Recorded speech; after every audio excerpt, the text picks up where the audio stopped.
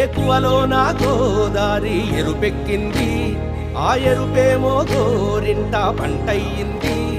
ఏకువలో నా గోదారి ఎరుపెక్కింది, ఆ ఎరుపేమో గోరింట పంటయ్యింది. పండిన చేతికెన్నో సిగ్గులొచ్చి ఆహా సిగ్గంత చీరగట్టింది. చీరలో చందమామ ఎవరమ్మ, ఆ గుమ్మ సీతమ్మ. సీతమ్మ వాకిట్లో